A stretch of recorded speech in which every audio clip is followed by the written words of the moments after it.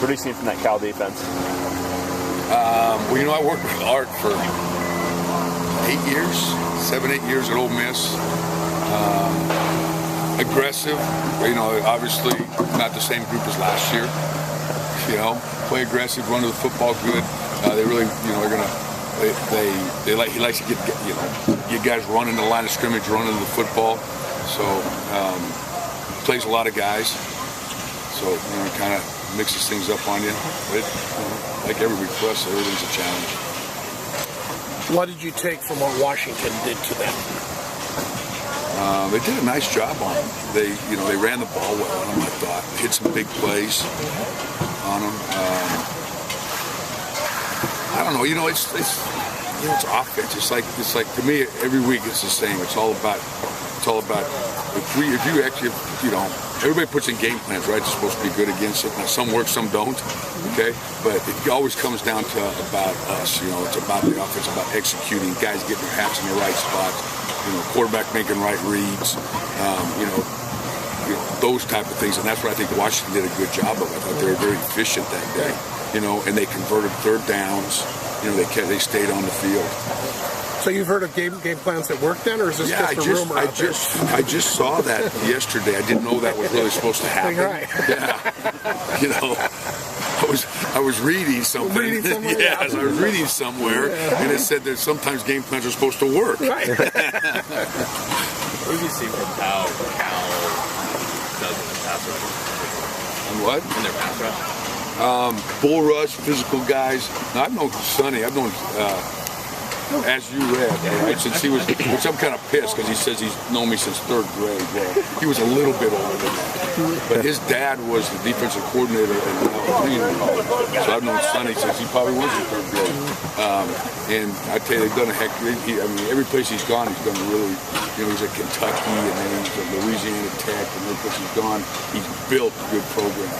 And I know that's what he's doing up there, and he's starting to recruit the kind of guys he wants to be in his program and run the type of defense as well. And that's what I see. He's got some size up there. They're physical kids. They press the pocket. You know, they try to keep. You know, obviously, I hope that, you know, I probably think they're going to try to keep Brett in the pocket and challenge our offensive line like everybody does. How old was he in the 3rd grade? You said he was older. Well, you know, Sonny, they held Sonny back 4 or 5 times, so he might have been 12. 12? Yeah. How'd you think? Go ahead. Have you kept in touch with him over the years or run into him? Yeah, I mean, I've run into him all the time. In fact, last time I saw him, he was at I ran into him on the street in Manhattan Beach this last summer. So, but no, I've known Sonny for a long time, him and his dad and his family. Great. His dad's a stud. Spike Dykes was awesome, and just a great family, good football coaches. How much of a difference can you see in Cal this year compared to the Cal team last year that won 1 game? Yeah, I mean, obviously they're very explosive on offense. I mean, I've known Tony for a long time too. He does do game plans that work every day. Yeah. I've known Tony. They do a great job offensively of moving the football and scoring points. And now his defense, I think the defense from last year to this year is just, is going the direction that you want it to go when you're building a program. You said keeping Brett in the pocket. Are the things you guys did against Oregon that kind of freed up the passing and running lanes, are those the same type of things that could be effective this week? God, why would I want to do them again if they worked last week? That's what I'm asking. Yes. I mean, that's something different defense. But no, we've been moving him, moving him a little bit out of the pocket and some in our running game. And he's done a better job of, some of his keys in that of getting himself, outside the pocket, because of what the defense is doing to him. But yeah, there's some things, it's a little late, but some things kind of starting to come together. Outside the pocket, good in this offense? Is it set up that way? It's not really built that way, but it's kind of it's like that. It's like the change-up pitch that you would like to have in your repertoire. If it's fastball, pretty soon. So you got to have something a little bit different. And plus, he's good on the move and he can throw the ball on the move. I'm going to remind you again, like last week, that this is football, not baseball. Fastball. Probably not going to be an effective It's not? thing now. Okay. Wait, you take a note. Yeah, please do. Don't use fastball. Okay. How do you think Brett handled the read option? Seemed like you guys went to that a little bit more this past week against Oregon than you had in the past. I thought he did a nice job. You know, I thought Paul did a nice job with it. I tell you who did a nice job with it was the O-line.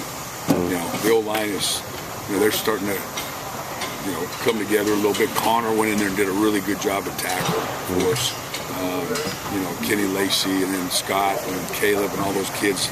You know, now they're starting to get games under their belt. They're starting to feel more comfortable with what we're doing. So, you know, Brett and the Packs, I mean, that's kind of built into them. You know, that's what they're supposed to do. They've been doing it a while. I think that young group of offensive linemen are starting to really feel more comfortable with what we're doing. Have you been leery to go to that in the past with Brett, you know, just running up the middle like that in terms of the read option, or is that something that, you know, you've always kind of had it in the game plan and it just worked out well with Oregon? We kind of had it, and it's like everything, you know, you kind of throw some stuff out on the table, you know, in the course of the first part of a game, and all of a sudden you say, okay, this is giving them issues, and you know, and which is probably maybe good or bad, I don't know. But I like, if something's working, I run it until they show that they can stop it, or you know, make them adjust.